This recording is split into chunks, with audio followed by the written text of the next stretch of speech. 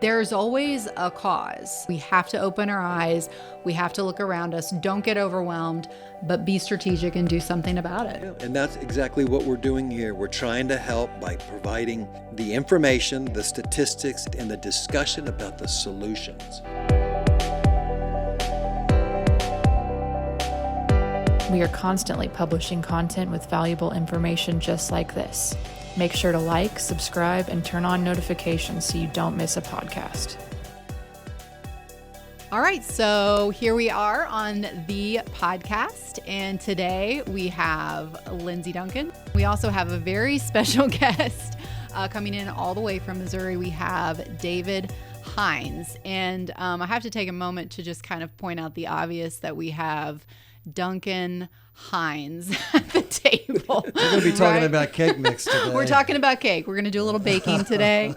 No, There's not a ketchup. Yeah. But you actually just shared before we started a few minutes ago that they actually used to call you Duncan Hines. Yeah. And why is that? Surprisingly enough, in high school, I over 1 year, I developed the ability to dunk the basketball. Dunk it. I love it. And so and I was changing schools. So when I showed up, I had to make an impression. Yes. And I started. They turned me Duncan Hines for a while. That's hilarious. Hines. Duncan Hines. I was just Dunkin' Donuts.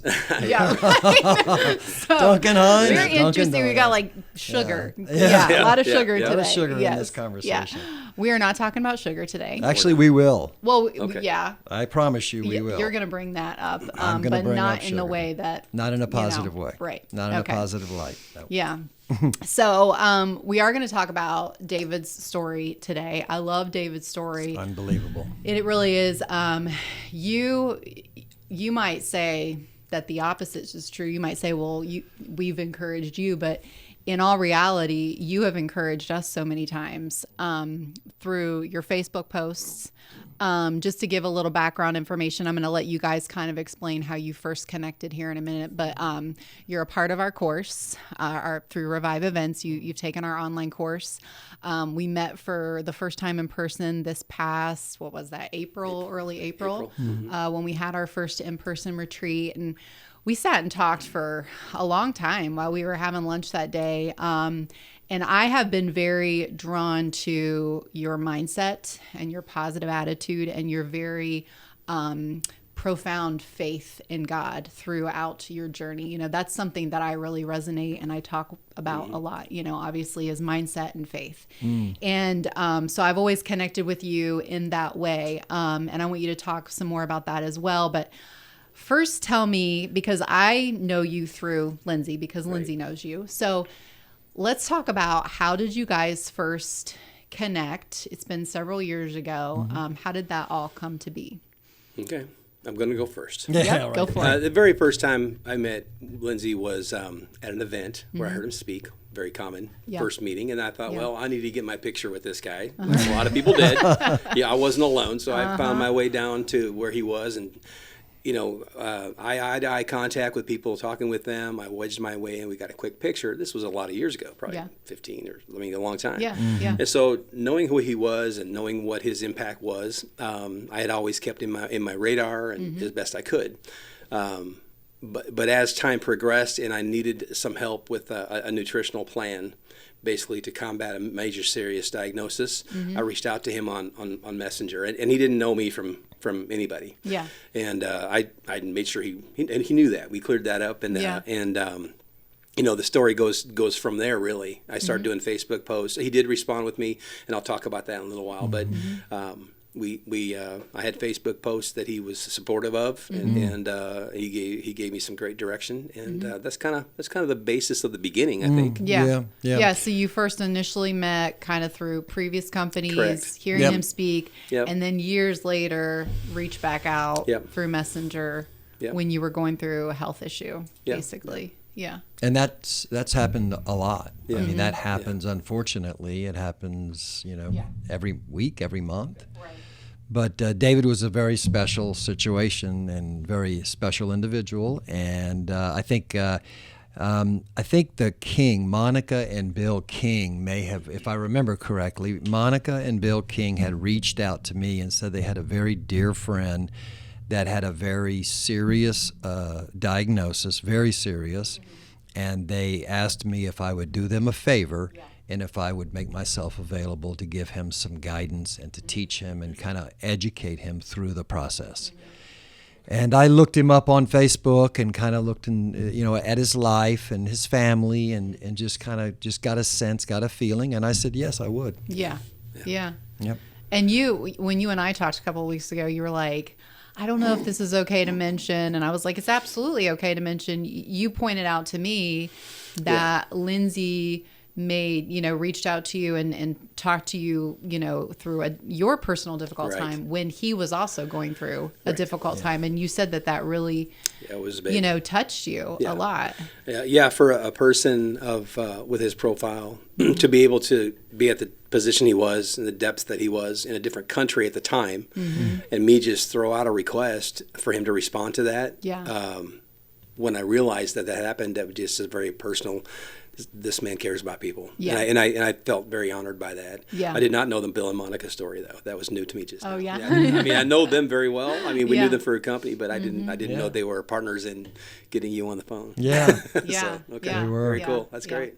And I think I wanted to make that point because I think there's something really profound to be said about, that experience is a lot of the times when and I've found this for myself, and I'm sure you guys will agree, when you're suffering yourself, sometimes the best way you can help yourself is to reach out and help somebody else. Oh, yeah. Yeah, and I think that is so important to point out because it's just it kind of takes your focus off of your own hurt, and when you can feel like you're making a difference for somebody else, it helps you along in the process. 100%. So It fulfills you. it does. 100%. It does. 100%. So kind of take me along the journey of how you guys start talking, how you develop, a friendship, what this looks like as it relates to your health prognosis. I mean, I think people need to understand like what you were dealing with and the seriousness of it. In the very beginning of the diagnosis, when I realized it was that serious, I decided to put 3 things into play. And the number one was God first. And there's some more I'd like to say about it later, but that was the first part. A strategy is key. It's essential. And the second part was nutrition. I wasn't always the best in nutrition or focused on nutrition, but I knew somebody who was. And so I wanted the best I knew of. Regardless of the response, I just want to see where it went if I reached out to that person. And when I did, I heard nothing for 3 days. And then 3 days later, Dr. Lindsey said, I'll call you in an hour. And I don't know. I mean, that's just how it came across. So I'm like, Chrissy. That's probably all I said, too, right? That's all you said. I'll call you in an hour. Whether you're free or not, I'm calling you in an hour. Yeah, whatever it was. I'm like, well, this time. Be available. Sounds about right. And I was very available. So Chrissy and I got together in our office and sat down, had the paper all ready to go for whatever he had to say. He called on the money and laid out a great strategy, a lot of different treatment options and ideas. Yeah. Some things I'd never even dreamed of to help combat this situation. Yeah. Mm-hmm. We wrote them all down, took them all seriously, and we just kind of started from there. But that was in the beginning of my Facebook posts of my weekly journey. And I think that once you started watching those and seeing who I was really, it may have helped you see that I'm doing this for real. Yeah. Yeah. So, I kind of hit you hard with just, this is what you need to do. And the reason why I did it is because your diagnosis was serious. Right. It wasn't for the faint of heart. It was very intense. It was very serious. It had run its history in your family. And so, it was something that he needed to get a handle on, and he needed to get a handle on it very quickly. Right. And so I said, I think one of the first things I said was, here's the end goal. Mm-hmm. The end goal is if you do everything nutritionally and you do everything natural and you do everything that you can do in the natural world to get your body well, and you also do everything in the medical world that you can do to get your body well. Mm-hmm. At the end of the day, here's what I want to happen. I want the doctors to be saying, what we did worked. Yeah. Mm-hmm. And I want the nutrition people to be saying, what we did worked. Yeah. And I want and I don't remember me saying this, I said, I want everybody to think what they did worked, because it doesn't matter. Yeah, that's right. That's 100% true. Absolutely doesn't matter who's right, who won, and why it worked. All that matters is that everybody's taking credit and you're well. Yeah. Right. And that's what I said. I Yeah. said, when Yeah. that happens, I said, we've hit the bullseye, and that's what needs to happen. That's exactly true. That was a goosebump moment, because Yeah. I was surprised. I didn't know for sure how you would feel about the medical side. When I mentioned the stem cell transplant part of it, you kind of lit up a little bit. Yeah. But other than that, you knew there was, with this particular issue, there really wasn't a lot of other options. Yeah. Except how to combine both of them, maybe. Yeah. And so I just was, I was. Yeah. And I want to I want to speak on that too. Okay. You say your point, and then Well, I I want just to say want, something. I just want to say, the thought process is crazy in today's world, because everybody thinks that it has to be black or white. Okay, yes. It has to be thing. this Correct. or that, and it doesn't. Right. And when you're in the fight of your life, David was in the fight of his life, and Christy was too. They both were, because they're a couple. Yeah. And so the whole family is in a fight for their life. And you don't need to choose, oh, you got to be just vegetarian. You have to be just you fast yourself to become until you're wasted away. Right. Or oh, you can only do chemotherapy and radiation, and you can't touch any supplements because they're going to counteract this and counteract that. Both of those are wrong. They're both too lopsided. Yeah. They're absolutely wrong. The smart individual uses the best of every single thing that is available to them, Yeah. does their research, and tries every single thing that they can to win the fight, to win the battle. Yeah. And only then are they able to win the battle. If they can put the pieces of the puzzle together, the mental aspect, the spiritual aspect, the diet aspect, the supplement aspect, the chemo aspect, the radiation, whatever it is that they want to do to create their formula for living, for life, for success, for healing, then they're going to win. Right. But when you get fearful and say, well, I'm only going to fast, or I'm only going to do supplements, or I'm only going to do nutrition, or I'm only going to do chemotherapy, or I'm only going to do radiation, forget it. Yeah. You're going to lose. Yeah. That's it. That's and I'm good. really glad that you're speaking to that, because that's actually the exact same point I was going to make. I think that there's a lot of people, I mean, I know people personally right now, or, people that we know together that are facing a very similar diagnosis. And there is so much overwhelm, fear, pressure initially, one, to kind of accept this new reality that you've been given, which I can only imagine. And then number two, to figure out what's my treatment route. And it is a lot of the times one or the other. Yeah. And so I think what you're saying is so smart. Like, if I was ever in that situation, I would do exactly what you just said. Yeah. Doing the best of all of it, not feeling like it's got to be just one way. Right. Well, if you just think about it, he goes to get scans. He could have never gotten diagnosed and known that he was in a battle if he didn't go and get the test. Right. Right. In the medical world. In the medical world. I mean, Yeah, that was a major part of it. So Yeah. you have to understand, like, if I want to know about my heart, I'm not going to go to a nutritionist and say, tell me. I can say, I go to a nutritionist and say, tell me how to feed my heart, how to clean my heart, how to get it cleaned out. But you can't go to a nutritionist and say, tell me what condition my heart is in, or what's the blockage in my heart. Yeah. You have to use the technology. Yeah. And the technology today is amazing. Now, is it too lopsided? Are people doing too many drugs, too much medication? Right. Are they damaging their body? Absolutely yes. There's no question about it. But you can use these tests, and you can use this technology that exists today to further your goal. Yeah. And your goal is really simple. It's to get well. That's Yeah. it. Yeah. Whatever, by any means possible. Yeah. Yeah. Yep. Good. I have no value if I'm not well, in respects to the recovery of all of this and all of this change that has been in our lives. So it's beautiful. It came to me early. You got to use all three of these, the philosophy of God, nutrition, and treatment. The treatment was a big player. So can you speak to, I know some of these treatments had to be really grueling and really difficult. Yeah. So can you describe some of that just a little bit? In the beginning of trying to figure out where this cancer was within my body outside the lymph nodes, a protocol would be to do a bone marrow biopsy and a spinal tap. Both of those are good tests. I mean, we need to know what's going on. And so uniquely, how they do a bone marrow biopsy has changed over the years, but it is a fairly aggressive inject. Well, it's in this experience when I went in for this treatment. I was in the old part of an old hospital, if you can imagine, dark and damp, and it felt like a dungeon kind of. And I was on a hospital bed. She had an assistant with her. She was a very assertive, strong nurse that came in to do this procedure. And as I was put on my side, they access it from your pelvic bone, lower part of your pelvis. It's where most of the blood or the bone marrow flows for best access. So she's trying to extract a few vials of my bone marrow to see what's up. And so this technique has not changed a lot over the years. This is a 1/4 of an inch size straw, basically, with an auger tip. And they make an incision, go in, tap you on the bone until you feel really dull. And she literally hand twists that in to create a fissure to get the fluid out.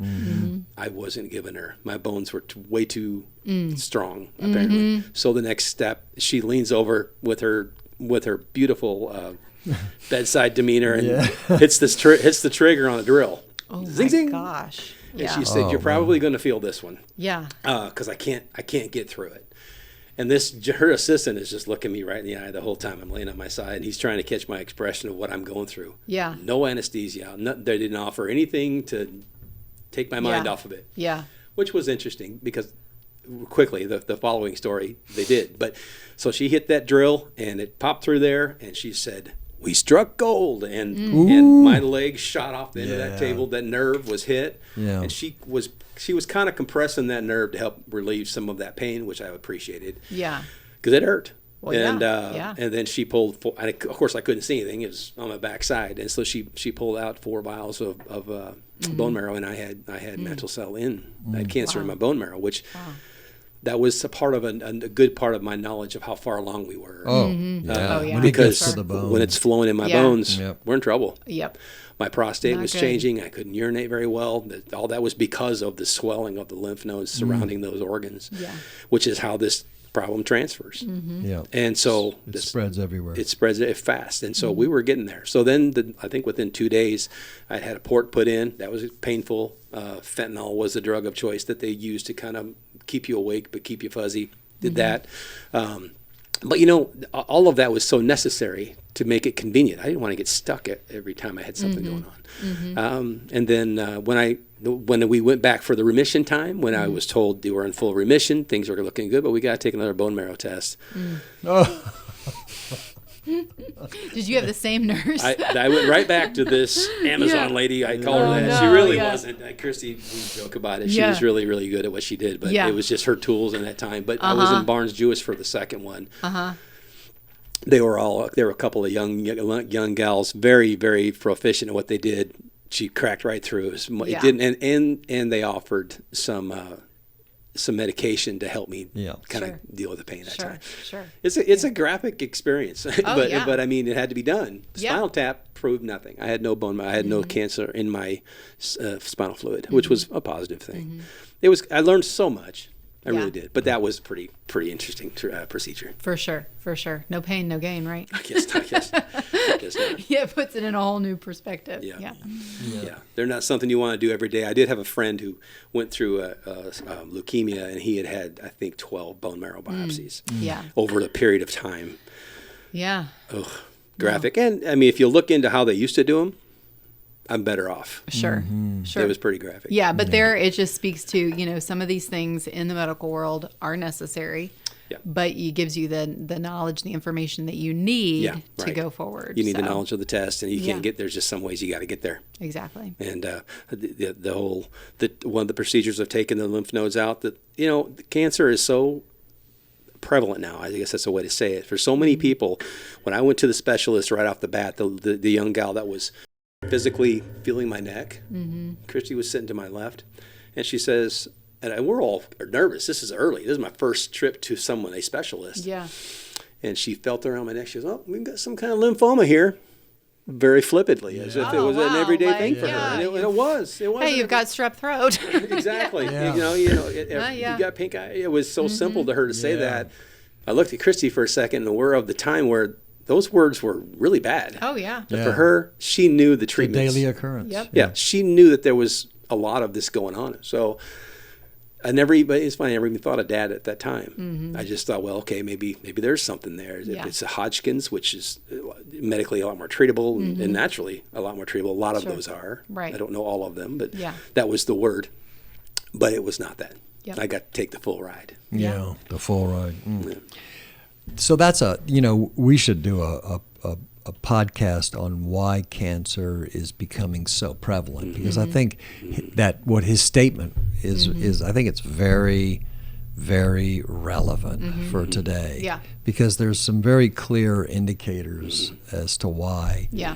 that is, and I think it's worthy of a full podcast. I agree. Yeah, I mean, I've heard you say it before, and I mean, I agree. It's like when you were younger, when I was younger, you didn't really Know anybody. I mean, Exactly. I remember Yeah, nobody. when my uncle got cancer when I was a young kid, 11, 12, and he was really the first person that I had ever heard of having cancer. And it was like very rare. It was Yeah. like, oh my gosh, this just doesn't happen. Yeah. And now it's rare if you don't know someone Exactly. that doesn't have cancer, So it's absolutely a topic that needs to be talked about. There's so many. I forget the exact number of lymphoma types, somewhere in the 300 mark of all the variables. Yeah. I was in the top 7% of the rare ones Yeah. for mantle cell. It's not common, but it's becoming more common. And the people, they never ask. I asked them, is this hereditary or is this something that, how do I get it? What did I do to get this? Right.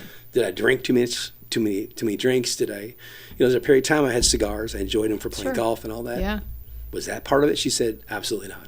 We don't have, those aren't healthy things, but nothing leads to that. It's a radical gene that something could trigger it, and when it does, it takes off. Yeah. It's in the lymphatic system. Yeah. And so if you keep it clean, I've learned a lot about, and no one would ever imagine, and maybe they can imagine on this podcast, me bouncing on a trampoline. How do you move this stuff? Your thighs, this action, these things that are so simple. Yeah.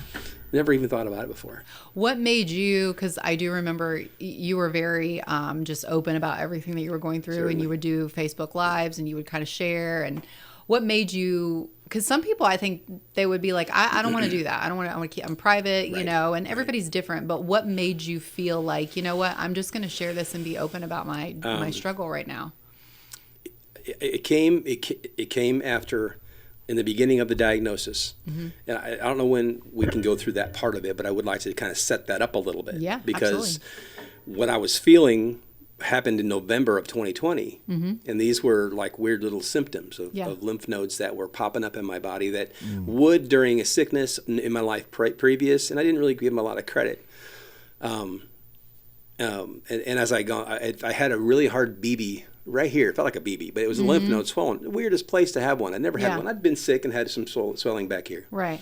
See, this is important, David, because this is what people need. This story people need to hear and understand, because this is educational. This informs people about their body. And you unfortunately, you learned the hard way about your body. And it's also partly answering her question in respects to why I wanted to make a live of it. Yeah. And make it a process, not just at the end, I'm good. Yeah. Because, and I didn't talk about everything, but this part of the diagnosis of myself, something's wrong. Now, we got to also talk about my dad who had the same exact cancer and passed. There was the technology was not there. Yeah. He died in 22 months. And the nutrition wasn't there. A lot of reasons for him were not there. Yes. But it was so long ago that I never dreamed it would come to me, because I had been told it was not hereditary. Yeah. It's a more maybe a geographical thing. We were exposed to something.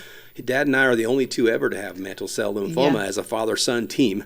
In all the books, that's what they told me at Barnes at the hospital. So when I started feeling these, didn't you say, you were like, hey, where's my prize? Yeah, well, actually, I asked them, do I get any kind of props for being on the cover of Health Magazine or something, medical journal? I was trying to get something out of it, but they didn't go for that. But when I started feeling these lymph nodes, there's one key one that Dad told me about that I remembered all those years before, that he had a swollen lymph node in his groin the size of a golf ball. They took a biopsy of that. Wow.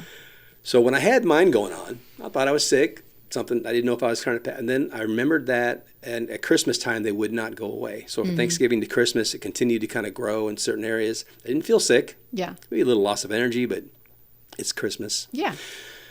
And then I checked my groin lymph nodes, and they were the size of almonds, and they were all lit up on both sides of my groin. Once and then it was like, okay, this is Christmas time. I'm going to have to get through the Christmas season, Yeah. and then I'm going to make an appointment with my doc. That was the moving point. Yeah. And when I went into the general practitioner, he took a test, and the only way I could have known, he came into me and asked me, "We've got to figure out what's going on with your liver." I had no idea. I just knew. And then I told him, I had these swollen lymph nodes. That might be part of it. And he goes, "Why did you not tell me?" He kind of gave me the runaround. But it was important that at that moment, his recognition of my liver number, which that number specifically was 40 or less. That was the number that was the chart for the enzyme number. I was 188 that day. He didn't like that. Yeah. So he sent me to a specialist. That's where the whole story began. Once I went to the specialist, and he went through all the testing, and I'm streamlining quite a bit here, but going through all the CTs, I had a big cut. They took 3 biopsy lymph nodes out, waiting for that diagnosis. And I'm going to get to fully answer your question. No, you're fine. Take your time. Because, and this is always a tough moment in this story, because on our phones, we have an app that gives us the information sometimes before the doctors get it. And they told me that. They say, you're going to get this by law, we have to give it to you as soon as we have it charted. Yeah. Normally that's okay for a scheduled appointment or whatever. I'm laying in bed at 7:30 after these biopsies have been done and all this testing. I had a reaction to a couple tests, crazy time. The diagnosis came back on my phone, mantle cell lymphoma. I never dreamt it was that. I knew it was a lymph node problem of some point. And you knew what it was from your father. Exactly. I knew what mantle cell was because of my father. Yeah. And I had a tailspin that I've never experienced in my life. Yeah. It was the hardest moment for 10 minutes. It was really difficult because all I thought of was Christy. Yeah. I don't want to leave her yet. Right. Dad died in 22 months. There's no cure for this thing. I mean, it all was negative. It was the devil jumping on a bandwagon. I mean, and it was hard. Yeah. So I got up. I went in the kitchen. She came in. She has access to the same account. And I asked her to take a look at the diagnosis. We were both waiting for it. Yeah. And it was a tough time. Sure. Because I didn't want to leave her. Yeah. I wasn't afraid of dying. I'd seen people pass a lot. That wasn't it. It was just we were 52 years old and this isn't ready. Yeah. Not done yet. And all I knew was the negative of what mantle cell meant. Could have been another Hodgkin's lymphoma that was far more treatable, even without chemo. Yeah. It wasn't. It was the dirtiest, nastiest one I could have been offered. And I was down. I didn't know what to think. So about an hour after that, I got a phone call. You have an appointment the next day at 2:00 with your oncology doctor. And that didn't even sound right that I would have an oncology doctor. Yeah. So the turning point was when I went into him and I walked in the door, tall, thin man. We all had masks on at that time, the mandate of that time. This is, early in 2021. And he looked at me and he said, "Mr. Hines, tell me about your condition. What do you know?" And I said, "Well, I killed my dad." I was negative. I felt terrible. Christy and I were in the same room. I said, "Killed my father. No cure. Here's what my research was, a Google search told me." WebMD. Google, Dr. Google's not a good thing. Yeah. And it was the same diagnosis of time frame. So I thought I was checking out. Yeah. And he stopped me and he said, "The landscape has changed. We can treat this today." And Christy was in full-blown emotion. I was fighting full-blown emotion to try to hear what next he had to say. Yeah. Because something in me changed. Yeah. At that second in my life. Yeah. I was a rhinoceros in a glass house. I didn't care what he told me. I'm doing it. Not so that I could just win the fight for my own life, but so that if I go through this, I know my personality enough to say, I'm going to expose people to this. I'm going to talk about this. So that's what the Facebook Live idea came from. Yeah. Was like, how do I get there? I wasn't a Facebook guy, but I like to talk and tell stories and be a part of it. Sure. And so I immediately jumped right in, and that was how it happened on a Wednesday, Thursday. The emotions were from the top to the bottom, and then back above anything I've ever experienced of hope and direction from a medical doctor. but I knew about Dr. Lindsey in the back of my mind. Just whatever you tell me is fine, but I'm going to throw something else at this thing, you know. And so he told me, they gave me a regimen of what people had had success with, and I asked for the arrogance, I guess you could say, of the moment was like, I'd like a second opinion. Yeah. I'm not satisfied with your one answer, you know. Yeah. And I think that's fair. You know, this is pretty graphic. And he said, okay, no problem. So he pulled his phone out, looked up a world-renowned a doctor that has only studied mantle cells from its inception. The beginning of it was recognized as a cancer, 97 or 96, I think. She'd have been a pathfinder for a lot of treatments, and she was at Barnes Jewish in St. Louis, which was a world-renowned hospital for lots of tests and treatments and different things people go through, trials. Yeah. And I said, okay. He goes, he said, let me see if she'll respond. She was on the button, which was a complete blessing because they aren't always on the button. Yeah. Sure. And she responded immediately to him. So I thought, wow, there's something happening because Yeah. I'm not supposed to get a second option this quick. Yeah. And so the following Wednesday, I believe it was, we drove up to see her. She laid out a different plan, far less caustic in the chemical side of it. And at that was the time that I reached out to Dr. Lindsey. When I got diagnosed that night, Friday night, the next night, I'm like, I'm just going to message him and see what he says. Yeah.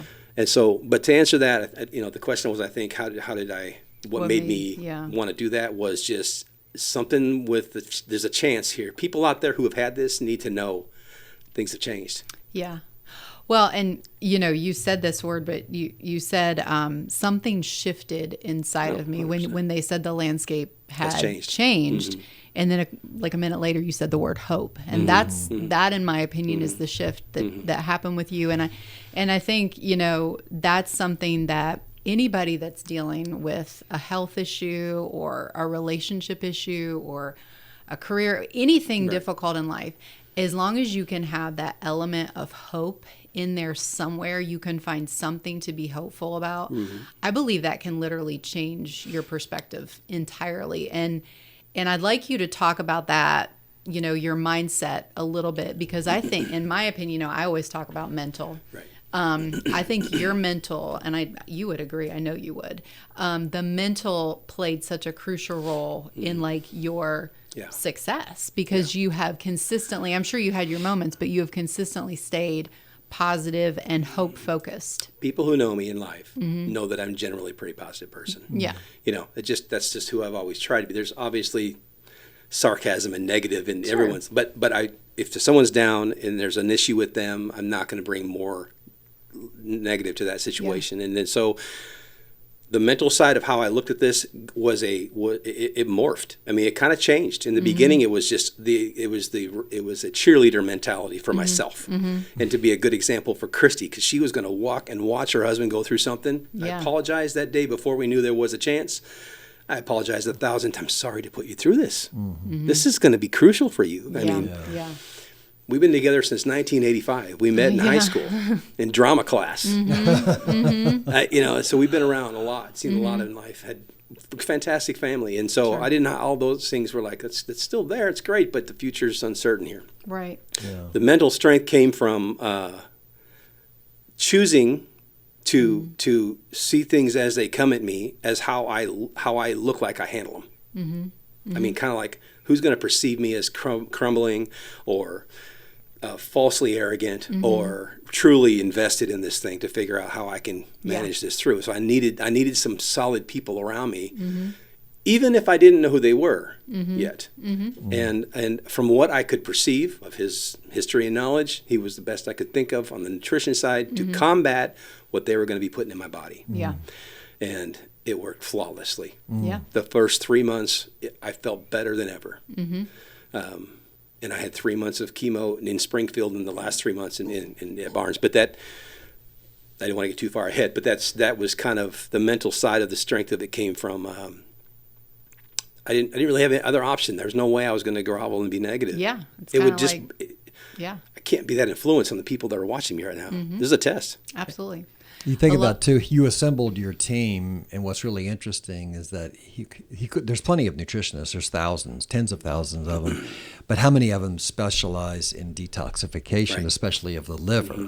So you for whatever reason, found a nutritionist that specializes in purification, for 38 years now, specializes in detoxification of the lymphatic system, detoxification of the liver, of the bowels, of the 7 channels of elimination. And then, so what more perfect formula could you have created or stumbled upon for that specific situation? It's actually interesting to think about it. Yeah. It very much is, because Right. you watching you. I remember at one point the phrase came to me, "This man makes me want to clean my spleen." Yeah. Right. And I thought, and so that You're not was the first person to say that. The Yeah. nutritionals, So the cleansing was a huge portion of how do I get this out of here? Yeah. You know. A lot of people might wonder, like, where you exactly start, like, because you guys went back and forth on, he would send you a question, or you got, a message, and then you would give him some suggestions. And I think you pulled up the very first Yeah, he gave me a list. message that you had sent him on kind of like where to start. So did you want to share a little bit of that? Well, we spoke for a bit, and I just kind of wanted to get a sense of where he was. I wanted to understand, how much of the drugs are you going to put in your body? I wanted to understand, are you a meat and potatoes guy, which I thought he was, and he was, Yeah. clearly meat. So I'm dealing with a meat and potatoes guy, who is, going to be putting these harsh chemicals in his body, who doesn't eat sprouts and green, dark leafy green vegetable juices, So it was difficult. I had to go, okay, we got to take baby steps. I'll read it to you. Yeah. But it's filled with gold. This is filled with golden nuggets, and I think you may have I dictated it, and you probably typed. Oh, did I? Maybe. I think you typed it out. Yeah, I don't. Yeah. I don't remember. So I just went right into it. I just said, David, I'm going to be sending you several tranches of information, and I'll break them up into supplementation, diet, and do's and don'ts. Below is a list of supplements that I suggest that you take a strong look at, and if you agree to take them, then take them on a daily basis. Listing the supplements here, there's 17 of them. Some of them are oil, like olive oil or flaxseed oil, but there's 17 of them. None of them were all-in nutritionals, not one. We didn't even have all-in nutritional supplements. This is just stuff that I had to piece together for him. And then at the end I said, so that's a lot of supplements to get used to. So take your time and spend the next week or two getting used to separating everything out and knowing what to take at night and knowing what to take in the morning and knowing what to take throughout the day.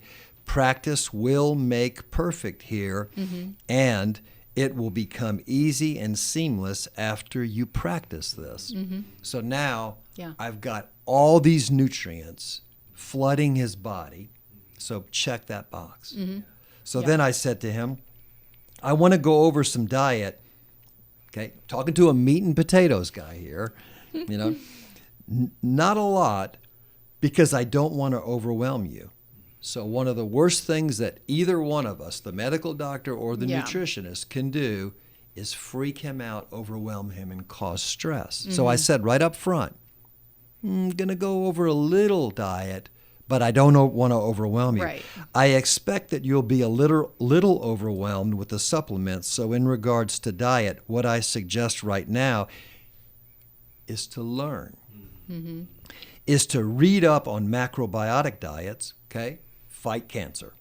And then also read up on vegetarian diets. Boom, they fight cancer. Yeah.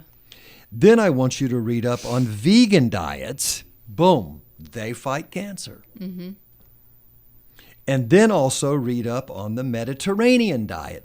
Boom, fights cancer. Yeah. So I've got him now learning, not overwhelming, not telling him you got to juice a gallon every morning, anything like that.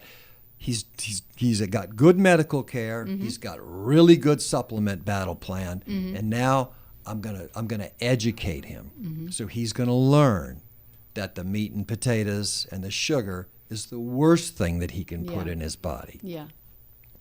Once you've done some decent reading on these diets, you'll know what to begin to incorporate into your eating plan.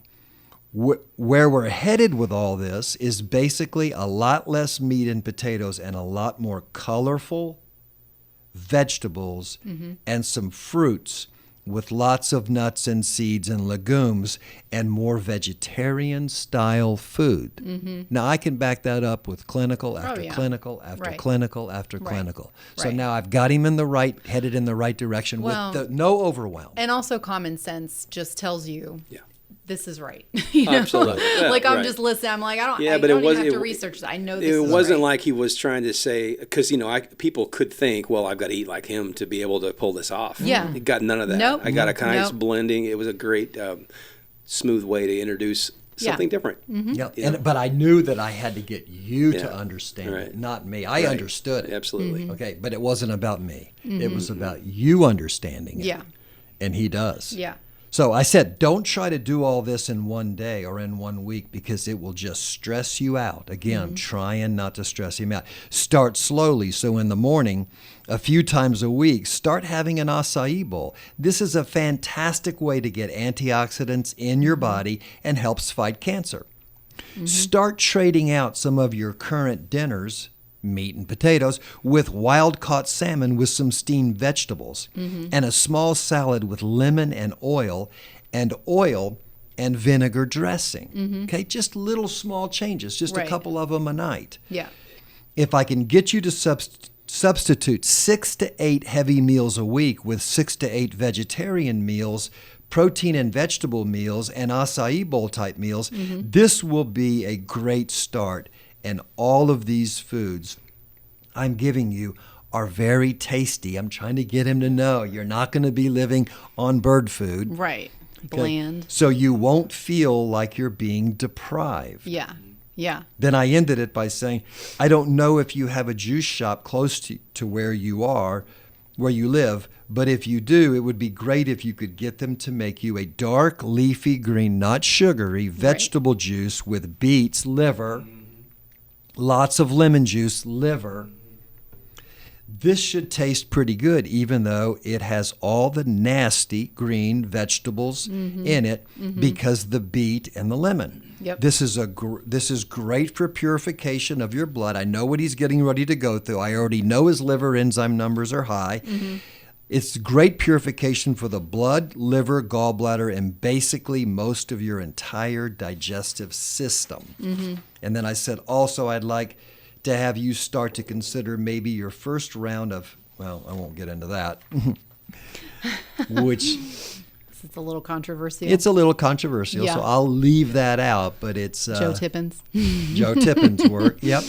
So I recommended that, and I said, if you feel like this is something that you want to try, I said, your call. Yeah. If you do it, perhaps you can start it in the next 2 weeks. Again, trying to not overwhelm it. Yeah. And then I said to him, this is my last sentence, this is all a very good start for now. Yeah. Let me know your thoughts about all this, and if you have any questions, which I'm sure you will, enjoy, have fun, and dig, dig, dig. Yeah.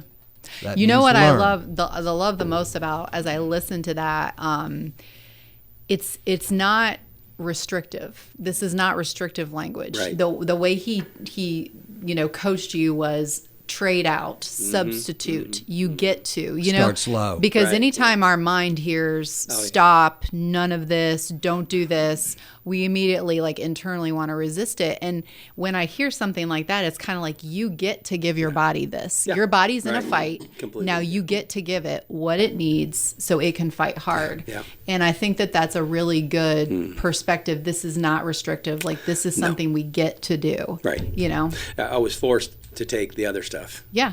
But this was something I could play with. The juice shop, we had one, but we did a lot of home. Yeah. I just I'm in the taste and all that part of it.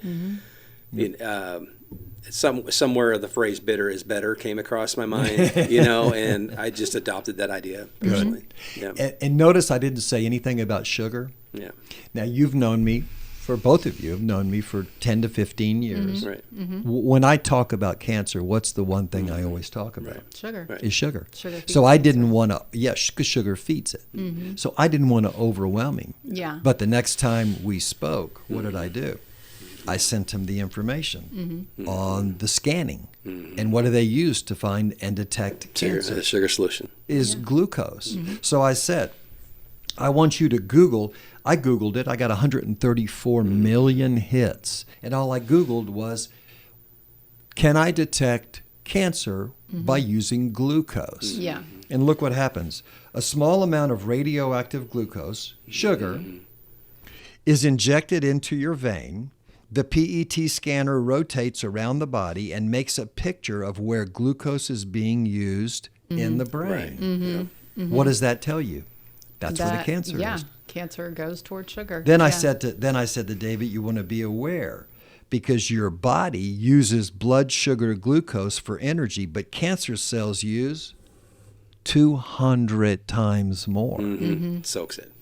200 times more. Yeah. So just by evaluating, hey, how do they detect cancer? Would they use glucose? Because the cancer rushes. You can see it. It lights up. In the scan, it literally lights up and rushes to the cancer. That's how they can determine, there's a problem there. There's cancer cells there. Right. So I just used that technology to say, why would you want to feed the cancer? Then I say, set the sugar aside. Get it out of your diet. Now what do we have him on? Supplements, a great diet, reading 4 books, and now he's stopping sugar. That's it. It was good. Next thing I do is start fasting him. Katie, bar the door. That's it. I had You're going to win. He's going to win. If he does what I tell him, he's going to win. And that's what we did. I did have a relapse. I had a moment, and that was due to the Duncan Hines cake mix of blueberries, blueberry muffin mix. I went in for some olive oil at a grocery store, and there that package was screaming at me. But it was healthy, right? Because it was at a health food store. And that was the only sugar I ingested in that first, 4 or 5 months, and it wasn't what I needed. It did not satisfy. It was like I was almost going against the grain. Yeah, so you were feeding the cancer cells. We were changing the mind and the body at the same time. It took some time, but I did it. I took you very seriously. I took them very seriously. Some of the pharmacy in the hospitals, they would request any supplement list you may have for the counteraction thing, and they want to make sure they win, I guess. And so that kind of made me think twice about a few things, just to say, what are we getting into here? I really don't want to have a. So we had to tread that water, and I stayed true to what was natural as much as possible. Yeah. When I learned how quickly the chemotherapy, I had 31 rounds of chemo and a stem cell transplant. That's a lot on a body. So when I learned how quickly the effectiveness of the chemo was, how long it was in my system, because I was thinking, this stuff's floating around in there. Doesn't it work for, it's only 10 minutes of effective yield or whatever, however they say that. Didn't get it out. I started drinking water. And I drank 1.5 gallons of water a day for almost the whole year. Wow. And when I first went in the hospital, out of all those nurses, and they have to measure your intake and output. So I had a urinal, and I started off with 1, and this was in the very beginning. And probably the second treatment, I realized, I asked them, Christy and I asked them, what is this doing? How long does it stay in? When they told me it was 10 minutes, my urinals went from 1 to 4. I was loading those suckers. I was going for it. It was all day, every day. Flush it constantly. And now, and one nurse was like, you're like a puppy, what's the deal here, And I said, well, I'm not going to do what everyone does. I'm going to get this out. And so it's so funny. It's a water treatment, but it was so effective. And then I started adding organic lemon, and we tried to keep it going because it was just so rotten. Now you're affecting the liver. As soon as you add the lemon, the water's flushing the liver, clearly. But as soon as you add the lemon, you increase the effect on the liver by 500, 600%. We've gone further than that. Now I know. Now it's a daily regimen of organic cayenne, lemon, It's just a whole different lifestyle in Yeah. regards to that. But Yeah. they didn't know it. I wanted to get through it the best I could and come out the other side because, for the general person, they're going to hear that chemotherapy destroys your liver and your kidneys or really puts them havoc to them. And it's true because I see the people sitting with this chemo and a little sip of soda in their room. Yeah. That's all they're doing. But they're eating the pudding and they're having the Yeah. fast food when they all get that. out of there. Yeah. And they're going for the saturated fat. They're clogging up their bodies. They're basically taking their body, they're turning it into a pool of stagnation. And you weren't doing that. You were a river that was flushing. You were flowing like it just rained, and you were cleaning. Everything was cleaning through your lymphatic system Yeah. and through your bloodstream Yeah. and through your kidneys and through your liver. It was getting flushed on an hourly basis. Yeah. That's a big 100%. difference. A big Well, yeah, difference. I was sitting here thinking, and a lot of the times when people have these kinds of diagnoses, they want comfort food, or family and friends want to show support, so they bring It's the over wrong step. comfort yeah, food right. and casseroles and cookies and things like that. You don't need comfort food in a time like this. You need strategic food, and you need food that aligns with everything that he just said. And it's Show not your love a different way. Yeah, it's not about being perfect, but you do need to be thoughtful and strategic. Absolutely. You know? And part in line with that was something that came to me very early on. And it was when you mentioned people and what they want to do to comfort you. And I had a phrase that I said every single day. And I know I have offended some people with this phrase. Yeah. Guard your mind. You have to guard what people Yes. want to tell you. Yeah.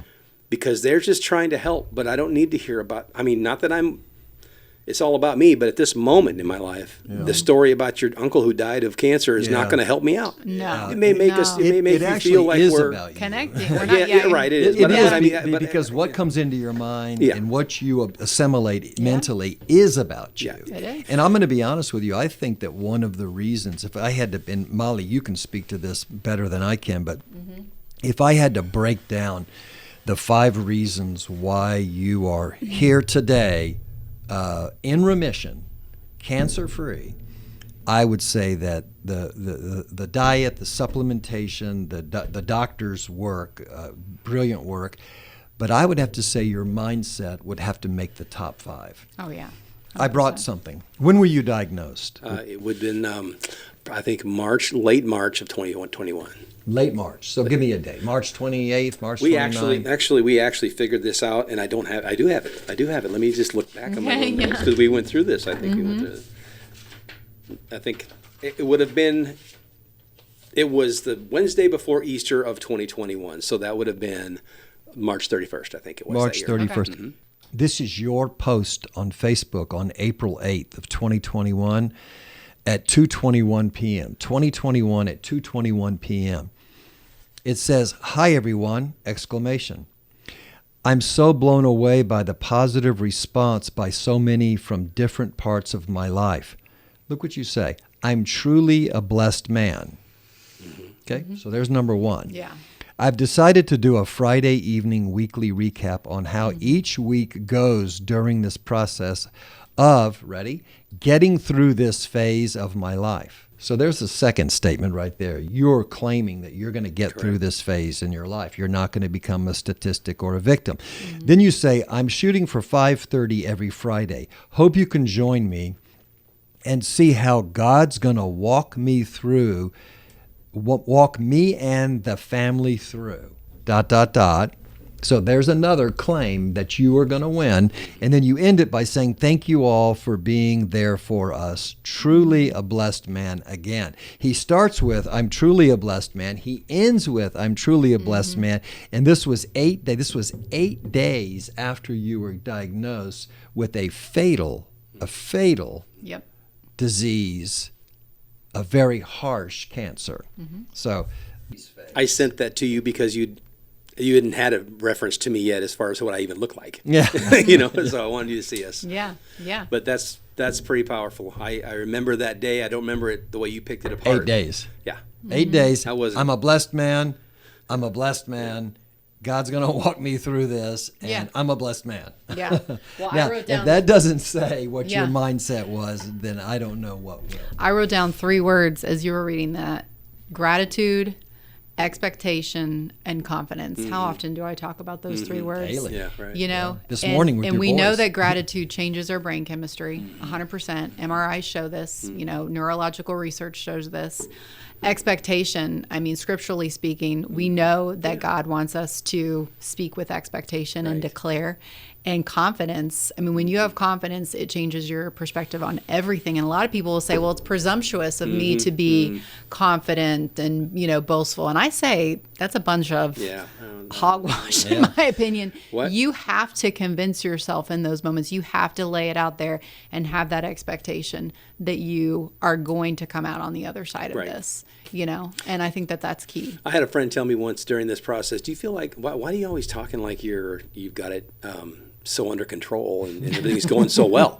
And I said, well, would you prefer me to down myself? Yeah. And tell you how bad I am and how miserable Would everything is? that make you feel better? Would that be what you want? And it was like, well, he realized that I'm just not going there. And I don't really know why I did that other than the touch of the Lord. Yeah, I think I that's don't the know God other thing. another answer to be, I was positive, but man, we're not going anywhere. I've got to be an example to somebody. Yeah. And it doesn't mean that you don't have your weak moments, Absolutely. because you did, You and do. you do, and You're everybody human. does. Yeah. But Yeah. 90% of the time, yeah. you were, I'm going to win this fight. Mm-hmm. And that's it. That's it. I'm simply going to win, and I'm going to win it by any means possible. Well, and you said a little while ago, you said I was my own biggest cheerleader. Like I became a cheerleader for myself. And you kind of, in my opinion, in those moments, you have to be, because the mind often wants to say the negative, you know, that's. Well, absolutely. You don't know what they're putting in you. Yeah. I don't have any knowledge of what I've got all these ports and lines and I don't know what they're doing. But but let me touch on this one phrase real quickly, because you had asked me a question when we spoke last week a little bit. There is a pathway that we can attach ourselves to with God's direction, your own personal empowerment for something, through total submission. When I knew there was a road to go down here, I submitted to the Lord and the plan. 100. I mean, there was no other way. The submission in someone's life, I think it's so many times that people just won't, and I still don't. There's areas that we hang on. Sure. But in this particular scenario, I submitted everything. I truly gave this over. I had no control over it. Yeah. We are all going to die someday. But I don't know that I'm ready yet. Let me make an impact if I possibly can, and I will submit to the bigger plan. Yeah. I love that. That was powerful That's for very me. good. And that's not easy to do. It is not, especially in a very fearful time. So talk about the other person in this picture for a minute, because I know she's played a critical role. She was the champion of the entire event. You know, honestly, Christy and I have been together since 1985 and spent a lot of life together. She was a RN, medical nurse. She spent a lot of years taking care of people that she worked in a federal medical center. So it was a federal nursing position, and she took care of a lot of guys that didn't necessarily deserve it. It gave her a lot of strength and stability deep down to go into work every day. And a lot of folks don't know that in 1998 I became a stay-at-home dad. I was a stay-at-home dad for almost 20 years. I supplemented my income to make sure someone I felt of quality in my kid's life, and she had a position that was stable and solid, and it's just the way we worked it. The time that I'm sure that the time that she spent putting in the grit that it took to do that job for our family gave her the ability to walk through this with me with such grace and such strength. Yeah. And she is the angel of my life. I mean, that's no other way to say it. Yeah. I love She's that. always positive. She's always Yeah. got a smile on her face, and she's always there to give love, and she's just like an angel. I don't give her all the reasons to be that way all of the time. But we made sure our life was smooth together. I made an effort early on when we stayed at home with the children that she would come home to no stress, and there wasn't going to be a lot of conflict. Yeah. I mean, we were going to have a lot of food, good things, good steak and potato. We know we were going to have something very coming from that environment. And lo and behold, that time of her being there was what afforded the insurance. So she went to prison to save my life. That's wow. That's interesting. Yeah, that's a very unique. I think that's a very unique background, you know.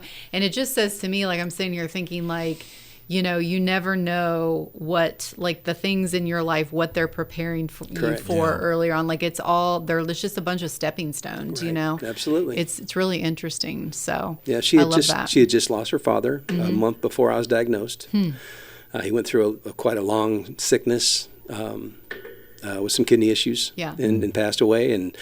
And then here we are with this. Yeah. And I didn't tell her a lot about the lymph nodes during Thanksgiving and Christmas. Yeah. That was something I was kind of thinking it'd just kind of disappear. So the family didn't know anything really about that. But when I went in, and then when I researched the ones that reminded me of my father's story, then I concluded her the situation at hand, and then we went for it. Yeah. But she is, we'll be 30 years married next year. Wow. So congratulations. Yeah, she's a rock. She's a rock, 100%.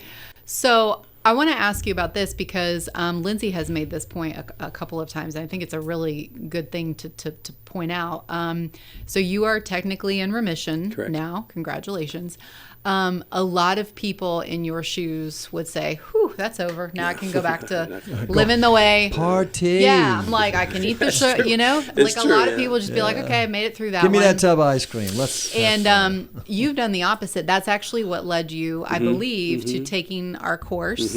Our 8-week course and learning about all the things that you've learned there. So speak to that a little bit about how this, terrible diagnosis has now created a different lifestyle for you, because it seems to me you're living a completely different life than you were. Whenever he was helping me through, I realized that I needed to come out of this with a nutrition plan or company to walk with, to allow those products and that idea and those formulations to help my body recover from this traumatic event, which has a lot of side effects. And as we went through, all the nutritionals kind of developed. Yep. And I was there in the day one, and really felt that was the right place to go. Of all the options you can have with nutritional stuff that's thrown at you, I didn't need all those. I had to focus. I trusted this man. I trusted your leadership and your teamwork, the two of you, and I thought, well, let's just go forward. So when the retreat, when the course came available, I jumped in that for sure, and that taught me. Had I learned or knew or listened to everything he said during my treatment, which I did not. I listened to most of it, but there was things that I would miss because I had all these distractions of other competing people for my treatment. Yeah. Right. And so I just said at some point there were some chemicals. I'm like, okay, we're just going to get through it, and I'll get to the nutrition. That wasn't a long period of time, but whenever the course took place, I need to learn this really. Yeah. And I had known more about the depth of fasting, I would have fasted through chemo. And I'd known more. You had mentioned it was a strategy, but it wasn't on my radar as much as getting through. Yeah. So I had to revisit, what can we do to rebuild this whole thing? Yeah. When they put the stem cells back in you, which is an amazing and incredible experience to have, to watch your body's blood go out of you 6 times and filter off into a bag that's going to save you. If you don't have it, 13 rounds of chemo later, they're killing you. Yeah. They put it back in, they call it your second birthday. And it is. I lost all my inoculations from when I was young. They're gone. I'm stripped of all these things, chickenpox, whatever, polio. You're starting over. And I want to start over with a good plan. Yeah. So the retreat came into my life, or not the retreat, but the course came into my life at a very, very strategic time. And it's in my mind every day now. Yeah. It changed my life in a very positive way. This is a new way of living for you. Yeah, 100%. Yep. Every day today. Everything we do, really. Last night we went to dinner. I made a completely different choice. I mean, it was salmon and broccoli. It's just, you can choose. There was one time, I remember in the course you were talking about, well, how do I eat when I go to a restaurant with people and all that? You can order anything you want. You don't have to stay to what they want. Right. You just order what you want, what's appropriate for you. And those are huge changes. Yeah. What's the one thing, because I know there's going to be people that are listening to this podcast that are maybe going through a similar battle right now as David. Maybe it's not the exact same, but it's similar. What's the one thing that stands out to you as it relates to David that he did that you would say, if you take one thing from David's experience, do this and apply it to your own? There's a person right now, and I think about her all the time. And when I think about it, it crushes me because she's losing the battle. And it's sad because she doesn't need to be losing the battle. And if I had to summarize why she's losing the battle in one word, it would be fear. And if I had to summarize the one word that he has not had very much of, he didn't allow it to come in. It creeped in, but he would push it out, and he would replace it with power, and with trust, and with fortitude, and with strength, submission. Submission. Yes, submission. It would be fear. Yeah. So it would be it's like a boxer. If you get in the ring and you're afraid to get hit, you're probably gonna get hit. Yeah. But if you stay focused on your techniques and what you've been taught in your training, then you're focusing on accomplishing your goal, which is to try to win that match. Yeah. None of us gets out of this one alive, but if you're going to fight cancer and you're going to have a battle, then you might as well fight well. Yeah. And he fought well, and he didn't bring fear into the fight. Yeah. He said, "Fear, you're going to sit on the sidelines, and I'm going to fight my fight, and I'm going to fight it without you." Yeah. And I think that's it. Yeah. And I've seen it, for 38 years. The people who win these types of fights usually don't allow fear to paralyze them. Because if it paralyzes you mentally, it's going to paralyze your cells, your tissues, and your organs. Yeah. And the people who win, they don't allow it. So you picked a mental. See, him and I are always having this debate. What's more important, physical or mental? Yeah, you picked a mental thing. That's good. Yeah, I mean, I could pick the liver. I could pick the toxins. I could pick the poisons. I could pick the lymphatic system. I could pick the pollution of the cells and tissues. But at the end of the day, if you're already defeated, you're already defeated. Right. I heard this. I was listening to something. It makes me think of this a couple of days ago. It was a podcast or something, and this person who was speaking gave the example about fear. And they said, when we're little, when we're infants and we're learning to walk, we don't think about our fear of falling. We're just focused on walking. And they were saying, you don't remember, but when you were learning to walk, you would fall on an average, I think it was like 19 times an hour. Yeah. And if we at infants would have thought, oh my gosh, I'm afraid to fall, I'm afraid to fall, we would never would have walked. Never walked. And we don't have, at infants, we really don't have the ability to focus on our fear. We just focus on what we need or want. Yeah. And I thought that was a really interesting analogy, and it speaks to what you're saying. And it's the same thing with swimming. Yeah. When you jump in the water, if you have fear, you're going to sink. Right. Correct. But if you don't and you use your instincts and you allow them to take over, then you're going to tread. Yeah. It's good. One last question for you. What is, and this may be kind of a hard question, maybe hard to narrow down, but you could maybe say one or two, but what's the number one or two key takeaways that you have learned from this experience in your life? You can't take it all for granted. It's easy. Yeah. We're lullabied a lot. The culture has really got a direction that swimming upstream is a good thing. And coming into a tragic situation or any kind of a really stress overload,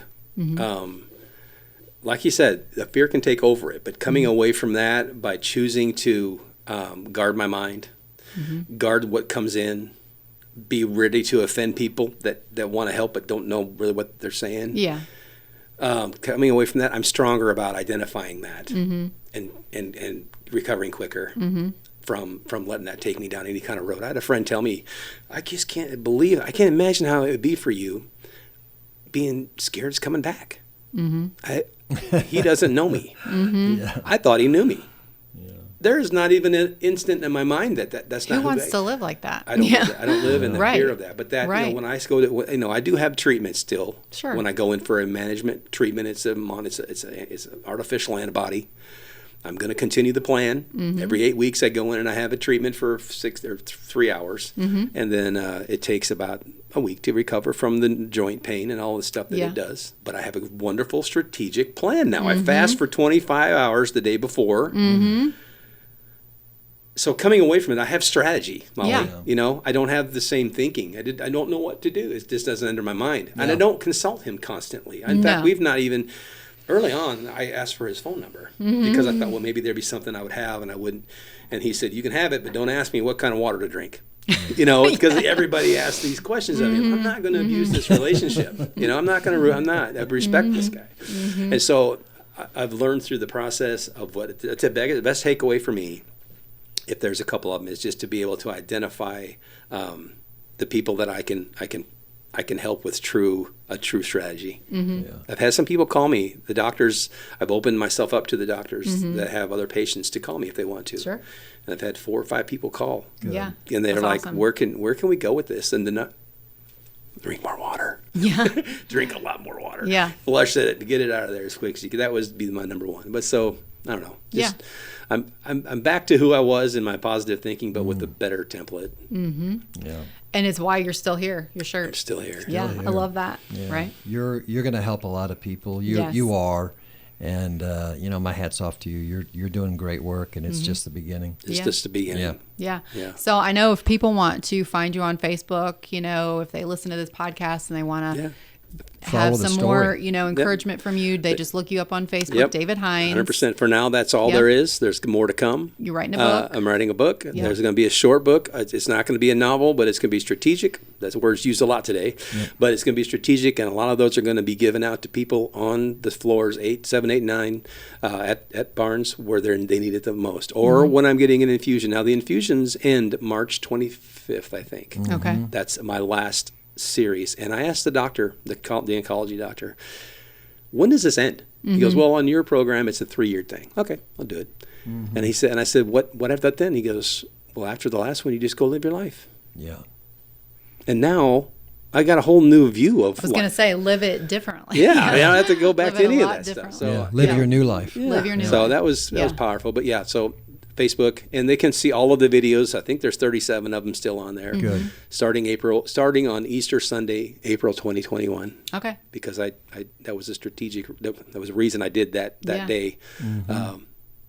Easter's a big deal. Sure. It sure is. That's awesome. All right. Well, thank you so much. I love how open and transparent you are about everything. I love your attitude. I know Lindsey loves you, and I think that I think you went through all of this for a reason, and I think it's going to be an encouragement to a lot of people. So I'm very appreciate thankful. you sharing. I'm thankful for today and this coming out here to see you guys. Just beginning. That's right. This is all just the beginning. Yeah. Thank you. Good right. work.